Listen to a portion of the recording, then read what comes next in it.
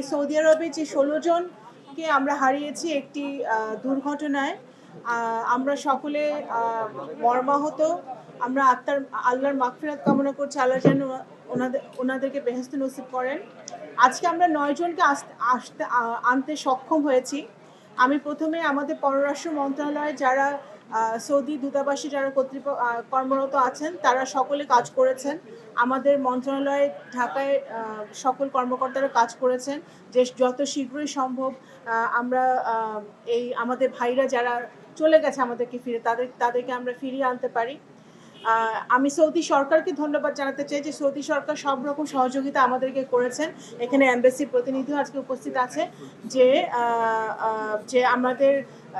আমাদের ভাইদেরকে dead body আমরা শীঘ্রই আনতে পারি। আপনাদেরকে বলে রাখতে চাই যে আরও 7 জনের ডেড বডি এখনো আনা বাকি আছে। তাদের শনাক্ত চলছে, যেহেতু একটি আগুন লেগেছিল এবং অত্যন্ত দুরবস্থায় হয়ে গিয়েছিল আমাদের যারা ওখানে কর্মরত ছিলেন ভাইরা। তো তাদের একটা শনাক্ত করার জন্য একটা ডিএনএ টেস্ট করতে হবে।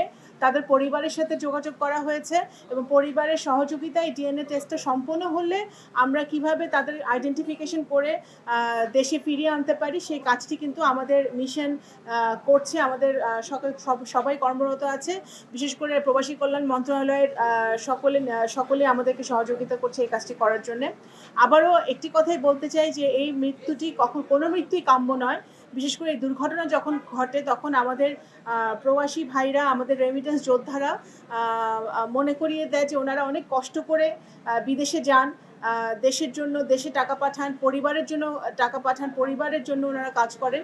এবং আমরা পররাষ্ট্র মন্ত্রণালয় থেকে এবং প্রবাসী কল্যাণ মন্ত্রণালয় থেকে মাননীয় প্রধানমন্ত্রীর নেতৃত্বে সবসময় উনি কিন্তু সাথে সাথে নির্দেশনা দিয়েছিলেন আমাদের পররাষ্ট্রকে এবং প্রবাসী কল্যাণ মন্ত্রণালয়কে যত দ্রুত সম্ভব সব রকম সহযোগিতা পরিবারদেরকে করা হয় এবং যত দ্রুত সম্ভব যেন পরিবারদের কাছে আমরা তাদেরকে ফিরিয়ে দিতে পারি সেই কাজটি করতে।